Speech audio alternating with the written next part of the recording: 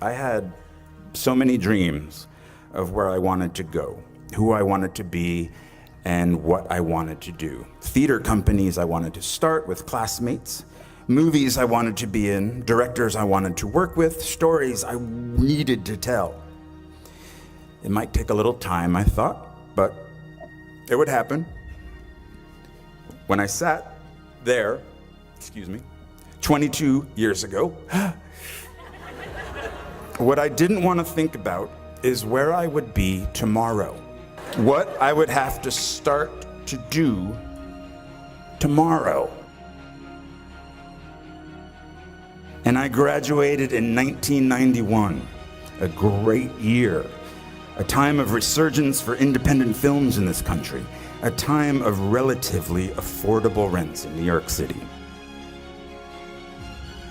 See, I assumed that I could make a living writing my plays, acting way off Broadway, and hopefully, one day, join the actors I loved and respected in those independent films. TV? Oh, what? No. What, are you kidding me?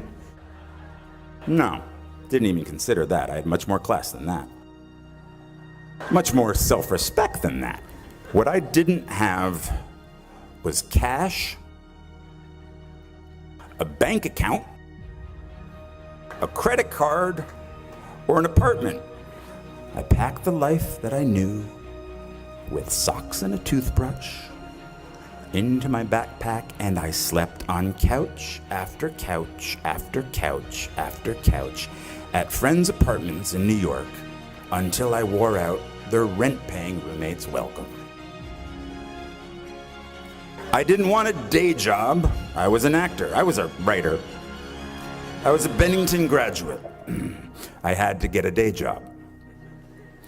I dusted pianos at a piano store on Ludlow Street for 5 months. I worked on the property of a Shakespeare scholar for a year, pulling weeds and removing bees' nests. I went on unemployment once, but not for long. I couldn't handle the guilt. Eventually, I was able to pay rent for a spot on the floor of an apartment on the Lower East Side, but my roommate had a breakdown and disappeared. He later resurfaced in a religious cult. I helped hang paintings at galleries, paintings that inspire you to think, I could do that. And then, finally, after 2 years of job and couch surfing, I got a job in application processing as a data enterer at a place called Professional Examination Services.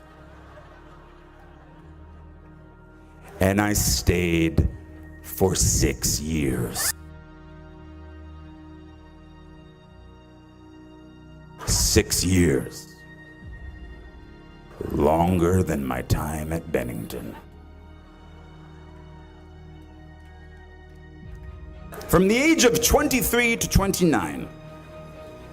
Well, they loved me there. I was funny. I wore black, no cape, no tights.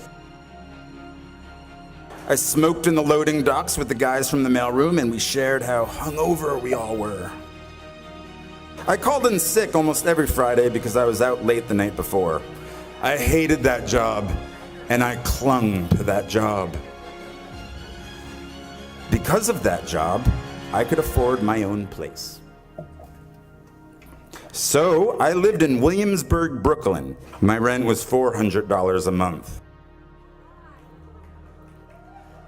My dream of running a theater company with my friend and fellow Bennington graduate Ian Bell had died. I won't go into those details, but neither one of us had any business sense, and the theater we lived in, it had no heat or hot water. So Ian moved out to Seattle, and I moved up to the street, to my loft. And I still didn't have heat. In 1993, industrial loft meant not legal to live there. So I had no heat, no acting agent, but I had a cat named Brian who told me of the world outside. There's a happy ending. When I was 29, I told myself, the next acting job I get, no matter what it pays, I will, from now on, for better or worse, be a working actor. So I quit my position at the Professional Examination Services. My friends really weren't happy about that because it was so easy to find me when I worked there. Work was the only place I had the internet. This was at the beginning of the internet. And now I didn't have either the internet or a cell phone or a job. But something good happened.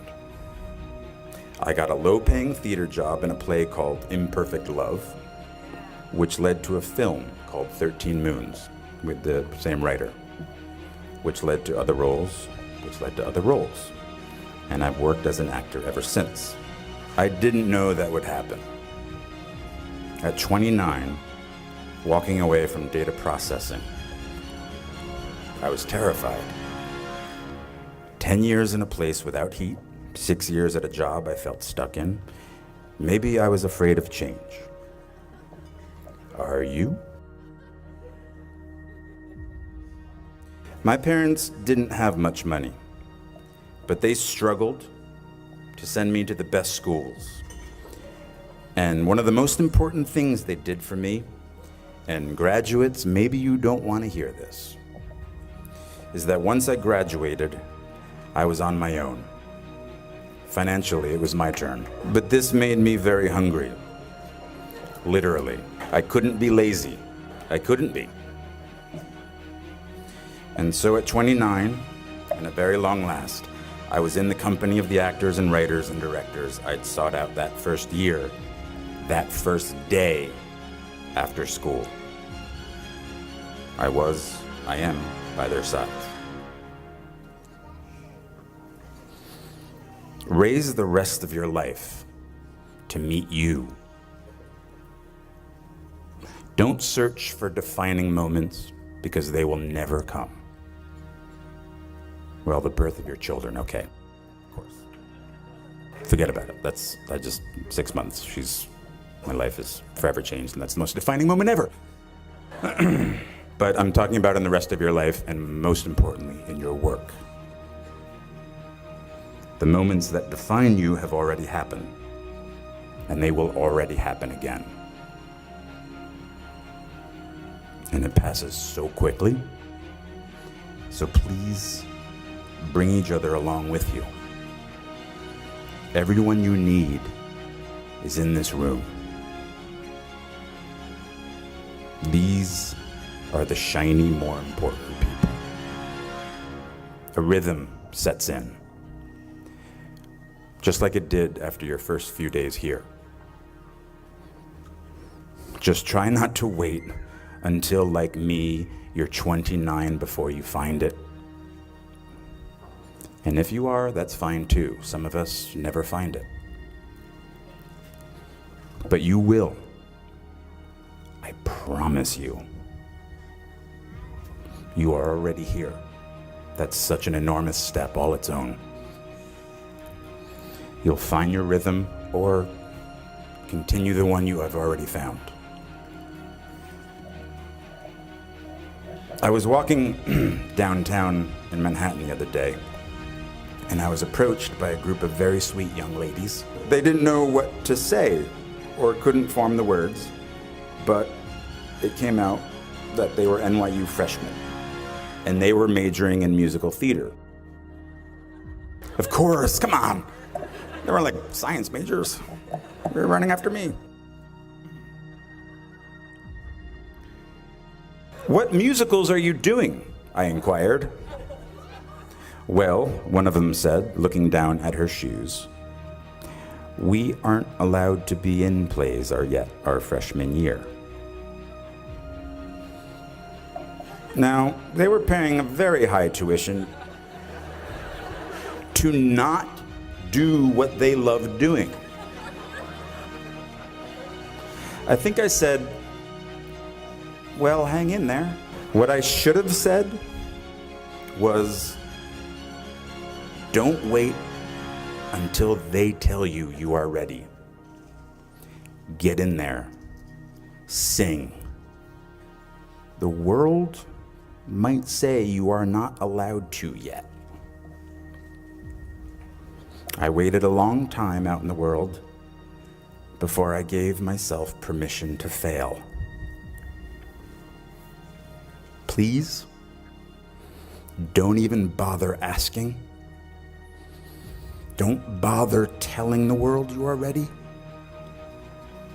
Show it. Do it.